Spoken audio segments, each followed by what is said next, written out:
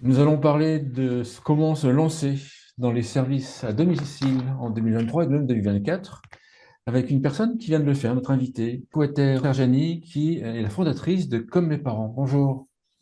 Bonjour Frédéric. Peut-être vous présenter.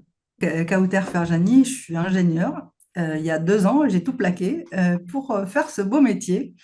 Donc, j'étais responsable dans une grande entreprise et avec des responsabilités, des budgets, des équipes. Et j'ai décidé de poser le crayon et de réfléchir. Et euh, les planètes se sont alignées pour que je me lance dans ce métier-là, par le fait aussi que je me retrouve avec ma mère à distance que je gère. Et donc, je me suis lancée dans ce métier. Ça fait plus de 2 ans, plus de 2 ans, projet compris. Et je suis ravie aujourd'hui. Voilà. La première question que certains vont se poser, ça va se dire, oui, mais le marché, il y a déjà beaucoup d'acteurs. Alors même si la demande n'est pas satisfaite à 100%, la demande des personnes âgées, il y a quand même beaucoup d'acteurs. Est-ce que ça n'a pas été une question pour vous au début? Alors, quand j'ai fait mon étude de marché, évidemment, moi, j'avais qu'une seule envie, c'est de travailler pour les personnes âgées. Je ne savais pas ce que j'allais faire exactement, donc je savais où j'allais, pour qui je veux travailler, mais je ne savais pas exactement quel produit ou quel service je voulais proposer. Et heureusement, le marché, et malheureusement pour les personnes, c'est que le marché est exponentiel. Donc, il y a de plus en plus de personnes âgées dans le monde entier et il y a de plus en plus besoin de s'en occuper. Mais c'est pas que ça, c'est aussi l'envie de dire je suis arrivée à un stade de ma carrière où j'ai envie de faire quelque chose qui me fait plaisir et plus envie de subir ou travailler dans des conditions qui ne me conviennent pas. Donc, c'est plus ça l'objectif. Si je peux donner un conseil, ça serait de dire qu'est-ce qui nous fait envie et moi, aider les gens et mettre du sens dans ce que je fais au quotidien, c'est tout à fait ça que j'ai cherché à faire en me lançant dans ce métier-là. Et c'est un secteur que vous connaissiez même de loin, ou vous l'avez appris from scratch, comme on dit, de A à Z? From scratch de A à Z, avec beaucoup de courage. Je me suis lancée dans le vide et j'ai eu très très peur, on va dire les choses telles qu'elles sont. J'ai eu très très peur au début en me disant c'est ça qui me donne envie, mais mon Dieu, c'est énorme. Donc, ce qu'il y a à découvrir, c'est la silver economy. Ce qu'il y a à découvrir, c'est le métier du maintien à domicile. C'est un métier à part. Et ce qu'il y a à découvrir, c'est l'entrepreneur et le chef d'entreprise. Qu'est-ce que c'est qu'un chef d'entreprise? Comment gérer des employés et faire en sorte qu'une entreprise soit progressivement, mais avance dans la rentabilité. Donc, tout a été nouveau, je confirme. D'accord. La première étape, quand on s'intéresse à ce secteur-là, vous êtes passé quoi? C'est quoi? On va visiter des futurs confrères? On passe par quelles étapes pour connaître le secteur? Alors, j'ai fait beaucoup de salons. Le salon des services à la personne, Silver Economy. Je me suis intéressée aussi au métier de l'entrepreneur. Et là, il y a beaucoup d'aides, si je peux aussi donner conseil. Il y a beaucoup d'aides au niveau du département, au niveau de la région, au niveau aussi des villes. Et donc, il ne faut pas hésiter à se renseigner auprès de ces villes, auprès de sa ville, auprès de sa région, auprès de l'État et plus globalement l'État aide les personnes qui ont envie de se lancer, notamment dans un métier social qui a du sens et qui aide les gens et surtout dans les métiers qui sont en souffrance aujourd'hui par le fait que le personnel il est de plus en plus rare et c'est compliqué comme métier. Donc l'État a beaucoup donné et œuvré. Alors il y a encore du chemin, mais il y a quand même pas mal de choses qui existent. Je me suis fait aider moi-même sur plusieurs sujets, donc qu'on évoquera probablement. Comme mes parents, vous proposez quel service? Quel type de service? Déjà, pourquoi ce nom comme mes parents? Et après, quel service vous proposez? Alors pourquoi le nom, il vient du fait que je m'occupe de ma mère. Et avec beaucoup d'humilité, donc j'ai choisi les parents pour englober que ce soit une personne, une femme ou un homme. Et comme mes parents, par rapport au fait qu'avec beaucoup d'humilité, on va travailler avec les gens comme un proche. Et donc notre slogan, c'est service à la personne comme un proche aidant. On va être comme un proche pour les gens C'est-à-dire qu'on vient chez la personne et on va comprendre ses besoins.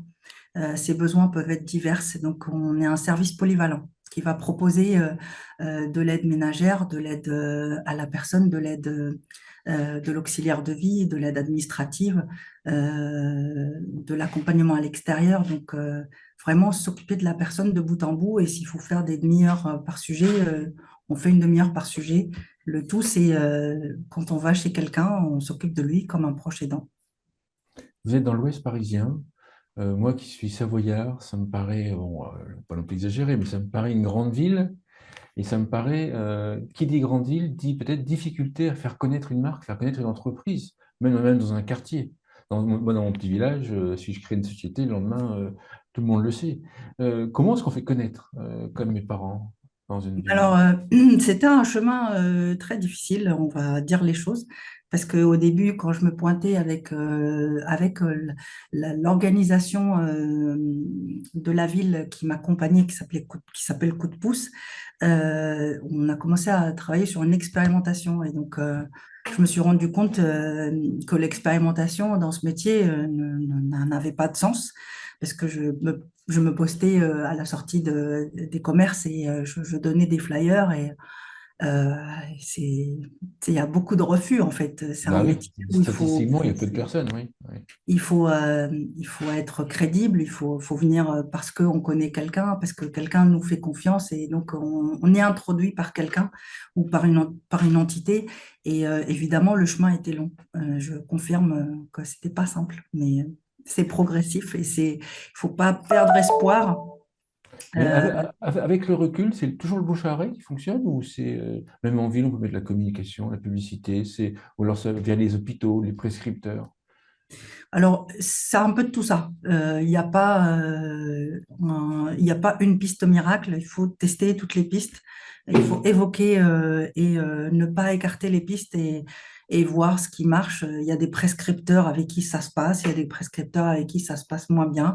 Il y a des entités qui nous soutiennent. Il y a du bouche à l'oreille. Il y a du flyer, tout simplement, à la pharmacie. Ça marche aussi. Donc, je ne suis pas la seule. Il y a même aussi les grands du marché, ils distribuent des flyers à la pharmacie, à la boulangerie, au commerce de la ville.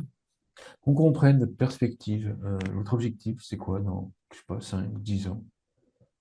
Mon objectif, c'est de faire beaucoup de comme mes parents, Mhm. donc les retrouver progressivement pas loin de chez vous. Mhm. Et Même en on- Savoie, bah, il va falloir y aller, hein. Au fin fond de la Savoie, je précise, hein. ça doit pas être simple, mais mon objectif, c'est de grandir et faire quelque chose de grand et de beau, d'aider un maximum de gens. Et ça me rendrait très, très fière. Les acteurs du secteur ou ceux qui sont intéressés au secteur doivent se dire, mais comment ça se fait? Comment elle a fait pour obtenir une autorisation du département? Précisons pour ceux qui suivent, il faut une autorisation du département pour pouvoir bénéficier de certains services, notamment le proposer au crédit d'impôt aux personnes âgées. Euh, et on dit que beaucoup de départements en France ne proposent plus du tout d'autorisation. Comment est-ce que vous avez fait? Ben, je crois que j'ai fait partie des derniers qui ont obtenu l'autorisation, que j'ai posé un dossier en 2022.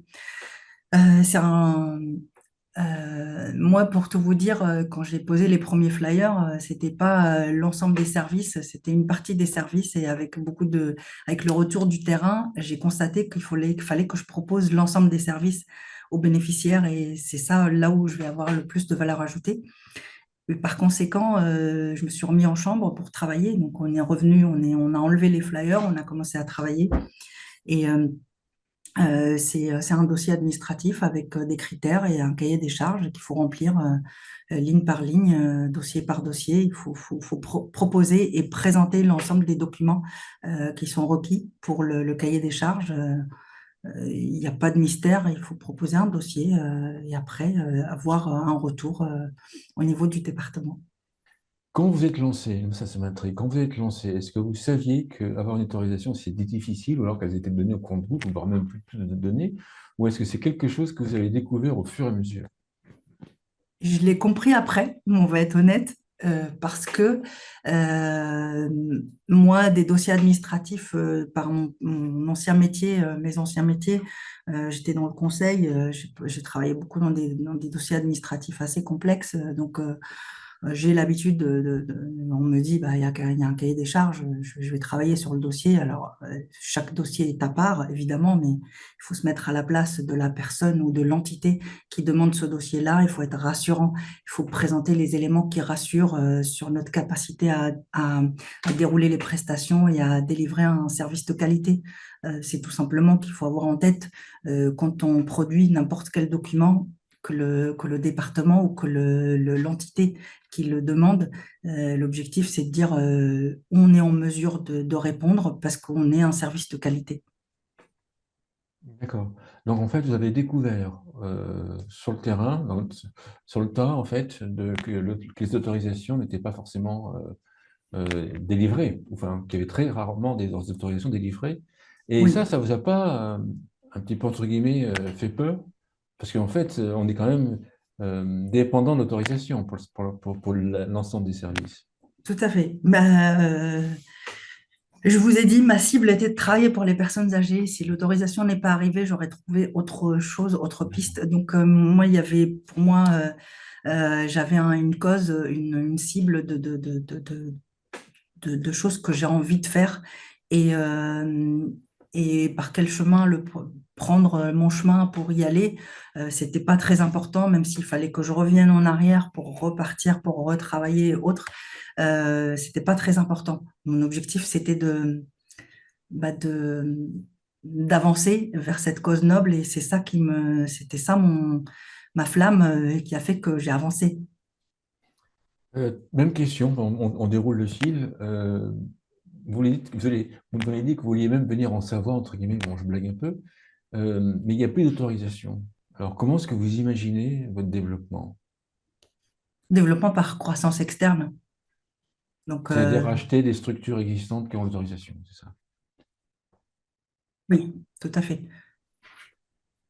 Tout à fait. Donc, Avec... il y a des Oui, structures, il y a des gens qui ont envie de grandir, il y a des gens qui n'ont plus envie de travailler, donc, bien ou sûr. qui partent à la retraite. Il y a des départs à la retraite, il y a tout type de motifs de départ. Et donc, il faut les trouver. Avec le recul, est-ce qu'il y a une chose que vous feriez différemment? Euh, Ce qui était le plus complexe, mais je pense que je ne vais pas faire un scoop là, c'est la partie RH. On va être honnête. Moi, j'ai été euh, manager d'équipe, donc je gérais l'équipe, mais j'avais pas le côté employeur et le côté recrutement. Donc, c'est ces deux sujets-là qui ont été pour moi les plus complexes à aborder. Maîtriser la loi à 100%, je pense que aujourd'hui, et même ceux qui sont là depuis des années, il y a toujours des soucis, il y a toujours des choses qu'on ne maîtrise pas à 100%, il y a toujours des choses à apprendre et puis la loi change tout le temps. Donc ça, c'est assez complexe. Je m'aurais fait accompagner différemment. Et aujourd'hui, c'est un sujet que je compte, sur lequel je travaille, c'est de chercher les bons partenaires côté RH. Puis après, il y a le recrutement aussi. Est-ce que vous rencontrez des difficultés pour recruter des experts de vie, par exemple? Ça, c'est Ou alors avez-vous trouvé le Graal? ah ben, ça, c'est le nerf de la guerre. Une fois qu'on a compris comment trouver les bénéficiaires et comment les bénéficiaires peuvent venir vers nous et fassent appel à nous, l'objectif, c'est de trouver la bonne équipe, les bonnes personnes fiables dans l'exigence de l'exercice et du service qu'on souhaite délivrer. Ça, c'est pas simple. Dans une grande ville, comment se recrute, comment se passe le recrutement? Comment est-ce que vous faites le recrutement? Parce que vous démarrez une structure, une marque qui est pas connue, enfin qui est nouvelle, dans une grande ville, on passe comment pour recruter les auxiliaires de vie? Comme la partie bénéficiaire, hein, il y a plusieurs pistes et dont la principale, c'est de s'appuyer sur les grandes entités qui existantes, donc notamment notre France Travail Et il y a des organismes aussi d'aide au recrutement départemental. C'est ceux-là sur lesquels on s'appuie. Puis après, il y a du bouche à l'oreille, il y a les réseaux sociaux. Faut rien écarter. Il faut être humble, il faut rien écarter. Quand on est en ville, est-ce que vous pensez que c'est plus ou moins facile de faire les plannings? Parce que moi, j'ai des amis qui travaillent ou qui ont travaillé, par exemple, comme chef de secteur dans des structures de services d'aide à domicile, et je les voyais tous les matins, le planning change, il y a des absents, la personne est malade, elle est en retard, enfin bref, à chaque fois, je les voyais à 8 heures commencer à stresser pour le travail qui commençait à 9 heures. Comment ça se passe chez vous? Alors, ce qu'il faut savoir, c'est que moi, au début, je recrutais parce que quand je voyais une belle personne, je recrutais. Et si je peux dire, parmi les clés que j'ai découvert, en tout cas, c'est prendre des gens qui habitent trop loin. Ceux qui habitent trop loin, malgré toutes les bonnes volontés du monde, on est dépendant des transports. Et donc, il faut éviter cette case transport, le RER qui est en retard, la gare Saint-Lazare a des problèmes, il y a un colis suspect, enfin, tous les problèmes qu'on peut connaître au niveau des transports en commun. Donc, il faut prendre des gens qui habitent loin, qui peuvent être mobilisés facilement. Et ça, c'est l'une des clés que, ou en tout cas, que c'est pas un secret à personne. En tout cas, ceux qui travaillent dans le métier, ils seront d'accord avec moi. Oui, Euh, c'est-à-dire prendre des solutions de vie qui habitent proches de qui leurs habitent proches. bénéficiaires. Au début, je prenais des gens qui habitaient dans Paris et même si la personne, elle est très disponible dans son planning, si elle prend 1 heure de marge et qu'il y a un problème de transport, elle peut faire 2 heures de trajet. Mm. Donc, on peut avoir un gros retard. Alors, quand on va s'occuper de quelqu'un chez lui, il n'y a pas de, il y a pas de, il y a pas de problème. Mais quand on fait de l'accompagnement à l'extérieur, on emmène quelqu'un chez le médecin. Donc, il y a un rendez-vous médical important. Ça, il faut pas se louper. Donc, euh, j'ai fait mon expérience. Une conclusion ou un point que vous voulez rajouter à l'émission? Euh, Moi, quand vous m'avez posé la question, quel message je véhiculerai, la première chose à dire, lancez-vous. C'est un métier noble, c'est un métier qui a du sens, quand on se lève le matin, c'est dur. Tous les métiers sont durs, tous les métiers sont pas faciles, mais celui qui va réussir, c'est celui qui sait pourquoi il se lève, pourquoi il va aller travailler. Et donc, c'est un métier qui a du sens. Et donc, n'hésitez pas à venir travailler dans les métiers des services à la personne. C'est un métier qui nous donne satisfaction le soir quand on s'occupe de bénéficiaires, quand on rend service à quelqu'un et quand on aide quelqu'un dans son quotidien et on le soulage jusqu'au dernier jour. Ça, c'est quelque chose de très gratifiant. Super, merci Kauter. Kauter Ferjani, je rappelle que vous êtes la fondatrice de Comme mes parents. Merci beaucoup. Merci à vous, Frédéric.